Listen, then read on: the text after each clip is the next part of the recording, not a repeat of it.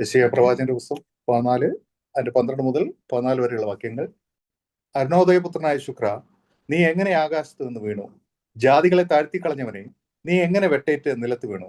ഞാൻ സ്വർഗത്തിൽ കയറും, എന്റെ സിംഹാസനം ദൈവത്തിന്റെ നക്ഷത്രങ്ങൾക്ക് മീതെ വയ്ക്കും. ഉത്തരദിക്കന്റെ അതിർത്തിയിൽ സമാഗമ പർവ്വതത്തിന്മേൽ ഞാൻ ഇരുന്നരുളും. ഞാൻ മേഘോന്നതങ്ങൾക്ക് മീതെ കയറും, ഞാൻ അത്യുന്നതനോട് സമനാകും എന്നല്ലോ നീ ഹൃദയത്തിൽ പറഞ്ഞത്. ഓക്കെ, ഈ വാക്യം നമ്മൾ വ്യാഖ്യാനിക്കുമ്പോൾ എന്തെല്ലാം കാര്യങ്ങൾ ശ്രദ്ധിക്കണം?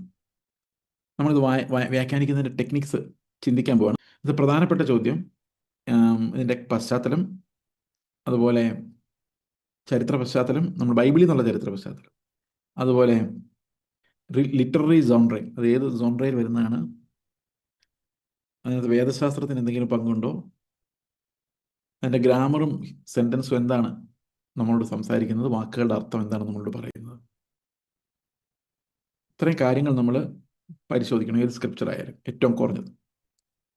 അതിന് സിമിലർ ആയിട്ടുള്ള വേറെ വാക്യങ്ങൾ എവിടെയെങ്കിലും ഉണ്ടോ?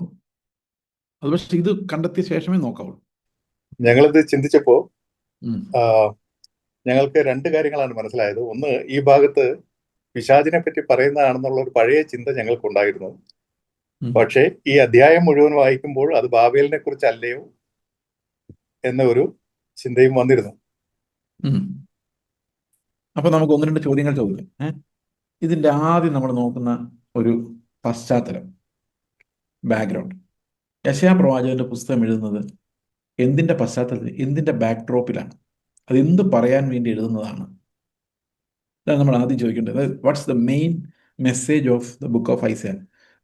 യെശയ്യാവിന് നമ്മളോട് പറയണമെന്ന് ആഗ്രഹമുള്ള ആ മെസ്സേജ് എന്താണ്? നമ്മളോട് പറഞ്ഞ അന്നത്തെ ഓഡിയൻസിനോട്.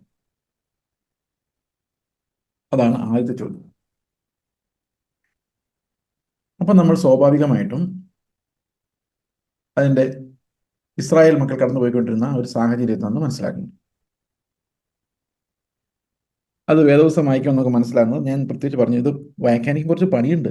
നമുക്ക് രാവിലെ ഇതാ തുറന്നു കർത്താവ് വെളിപ്പെടുത്തി എന്ന് പറഞ്ഞിട്ട് കാര്യമില്ല. ഇത് വ്യാഖ്യാനിക്കാൻ നമ്മൾ എവിടെ പോകണം? പഴയ പുസ്തകങ്ങളിലേക്ക്, ദിനവൃത്താന്തത്തിലേക്കും രാജാക്കന്മാരുടെ പുസ്തകത്തിലേക്കും പോകണം. അവിടെ എന്ത് സംഭവിച്ചു? ഇസ്രായേൽ ജനത്തെ ബാബിലോൺകാർ പിടിച്ചോണ്ട് വന്നു, ഒരു പ്രവാസത്തിന് കീഴിലായി.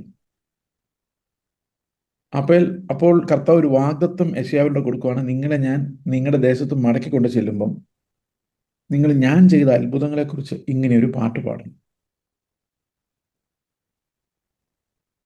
അത് ബാബിലോൺ ക്യാപ്റ്റിവിറ്റിയിൽ നിന്ന് അവർ മടങ്ങിപ്പോകുന്ന സമയത്ത് അവരവിടെ ചെന്ന് പാടാൻ വേണ്ടി കർത്താവ് അവർക്ക് പറഞ്ഞു കൊടുത്ത ഒരു ഭാഗമാണ്.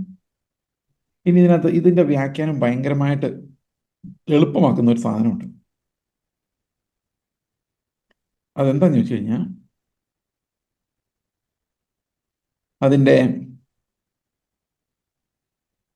4-ാം വാക്യം, 3-4 വാക്യം, യഹോവ നിന്റെ വ്യസനവും നിന്റെ കഷ്ടതയും നീ ചെയ്യേണ്ടി വന്ന നിന്റെ കഠിന ദാസ്യവും നീക്കി നിനക്ക് വിശ്രാമം നൽകുന്ന നാളിൽ നീ ബാബേൽ രാജാവിനെ കുറിച്ച് ഒരു പാട്ട് പാടും. ഒരു കാര്യം ഉറപ്പായി, ലിറ്റററി ജോൺറെ എന്താണ്? ഒരു പോയറ്റിക് ഭാഷയാണ്. അതാരെക്കുറിച്ചാണെന്ന് നിങ്ങൾ വിചാരിക്കുന്നതിന് മുമ്പ് യെശയ്യാവ് എഴുതി വെച്ചിട്ടുണ്ട്, അത് ബാബേൽ രാജാവിനെ കുറിച്ചുള്ള ഒരു പാട്ട് നിങ്ങൾ പാടും. ഇപ്പോൾ പാട്ടിനകത്ത് ഒത്തിരി അലങ്കാരങ്ങളുണ്ടായിരിക്കും, പാട്ടിനകത്ത് ഒത്തിരി വർണ്ണനകളുണ്ടായിരിക്കും. പക്ഷെ നിങ്ങൾ ഇങ്ങനത്തെ ഒരു പാട്ട് പാടും. കാരണം ഒരു കാലത്ത് ദൈവത്തെ പോലെ ഇരുന്ന നീ എന്ന് പറഞ്ഞാൽ നമുക്കറിയാലോ, ചക്രവർത്തിമാരെല്ലാം അങ്ങനെ വിചാരിക്കുന്നത്, അവർ ദൈവത്തിൻ്റെ പുത്രന്മാരാണെന്ന് വിചാരിക്കും. ഓക്കെ, അപ്പോൾ നമ്മൾ ട്രഡീഷണലി അത് വായിക്കുന്ന ഒരർത്ഥം നമുക്ക് ആ ബൈബിളിൽ ഒരിടത്തും കാണാൻ പറ്റത്തില്ല. ഇങ്ങനെ നമ്മൾ ഹിസ്റ്റോറിക്കൽ ഗ്രാമാറ്റിക്കൽ മെത്തേഡോട് നോക്കിക്കഴിഞ്ഞാൽ അത് സാത്താൻ്റെ വീഴ്ചയെക്കുറിച്ച് അവിടെ പറയേണ്ട കാര്യമില്ല. കാരണം ആ ബാബിലോണിന്റെ ക്യാപ്റ്റിവിറ്റിയുടെ സമയത്ത് എഴുതിയ പുസ്തകത്തിനകത്ത് ബാബിലോൺ ക്യാപ്റ്റിവിറ്റിയെ കുറിച്ചല്ലാതെ സാത്താൻ ആകാശത്ത് നിന്ന് വീണ തിയറിയേ ഇല്ല. കാരണം അത് നമ്മൾ പറയുന്നില്ല. പഴയ നിയമത്തിൽ ഒരിടത്തും സാത്താനെക്കുറിച്ച് യാതൊരു പരാമർശവും ഇല്ല. സാത്താൻ ദാവീദിന്റെ ഹൃദയത്തെ തോന്നിപ്പിച്ചു എന്ന ഒരു പരാമർശമുണ്ട്. പിന്നെ പാഴ്സരായത്തിൻ്റെ പ്രഭുവിനെ കുറിച്ചുള്ള ഒരു പരാമർശമുണ്ട്. വളരെ കുറച്ച് പരാമർശങ്ങൾ മാത്രമേ ഉള്ളൂ. മഹാസർപ്പത്തെക്കുറിച്ചുള്ള ഇങ്ങനെയൊക്കെ ഉള്ളൂ. Doctrine of the devil, there is no doctrine of the devil in the Old Testament, very clearly outlined. നമ്മൾ ഇയ്യോബിൻ്റെ കഥയിൽ സാത്താനെ കാണുന്നുണ്ട്, ദൈവദൂതന്മാരുടെ കൂടെ പോയി നിൽക്കുന്നതായിട്ടാണ് കാണുന്നത്. അപ്പോൾ ഇതിൻ്റെ ഈ ഭൂമിയിൽ നിന്ന് വെട്ടേറ്റ്, ആകാശത്ത് നിന്ന് വെട്ടേറ്റ് വീണ ഒരുത്തിൻ്റെ അവസ്ഥയല്ല നമ്മൾ ഇയ്യോബിൻ്റെ പുസ്തകത്തിൽ സാത്താനെ കാണുമ്പോൾ നമ്മൾ കാണും. അപ്പോൾ ഈ ഒരു വാക്യത്തിന് ഇത് സാത്താനാണെന്ന് പറയാനുള്ള ഒരു റീസണും ഇല്ല. അരുണോദയപുത്രനെ ശുക്ര എന്നുള്ള വിളി നമുക്കറിയാം. എന്താ ഈ ശുക്രൻ? ശുക്രൻ എന്ന് പറഞ്ഞാൽ അരുണോദയപുത്രനായ ശുക്രൻ എന്ന് പറഞ്ഞു കഴിഞ്ഞാൽ പ്രഭാതം ഉദിച്ചുയരുന്നതിന് മുമ്പ് മിന്നിത്തിളങ്ങുന്ന ഒരു നക്ഷത്രമാണ്. അതായത് മോർണിംഗ് സ്റ്റാർ എന്ന് പറയുന്ന പ്രഭാത നക്ഷത്രമാണ് അരുണോദയം. സൂര്യൻ ഉദിക്കുന്ന സമയത്ത് ഉണ്ടായി വരുന്ന ശുക്രൻ, അല്ലെങ്കിൽ ഇപ്പോൾ വളരെ കുറച്ച് നേരത്തേക്ക് നമുക്കിത് കാണാൻ പറ്റുള്ളൂ. ഇപ്പം ബാബേലിൻ്റെ രാജാവിൻ്റെ മഹത്വത്തെക്കുറിച്ച് പറയുകയാണ്, ഇത് രാവിലെ മിന്നുന്ന ശുക്രനെ പോലെ ഉള്ളൂ, കുറച്ചു നേരം കഴിയുമ്പോൾ അത് പൊടിയായിട്ട് ഇല്ലാതാവുന്ന പോലെ നമ്മുടെ ഇന്ന് അപ്രത്യക്ഷമാകും. അപ്പോൾ അത്രയും ഒരു ഗ്ലോറിയെ ഇവർക്കുള്ളൂ എന്ന് പറയാൻ വേണ്ടിയാണ് ആ ഒരു കൊട്ടേഷൻ അവിടെ, ആ ഒരു വർണ്ണന അവിടെ വെച്ചിരിക്കുന്നത്. അപ്പോൾ നമ്മൾ എങ്ങനെ തലതിരിഞ്ഞും മറിഞ്ഞും കിടന്ന് ആലോചിച്ചാലും നമുക്കതിനകത്തൊരു സാത്താനെ കണ്ടുപിടിക്കാൻ ബുദ്ധിമുട്ടാണ്.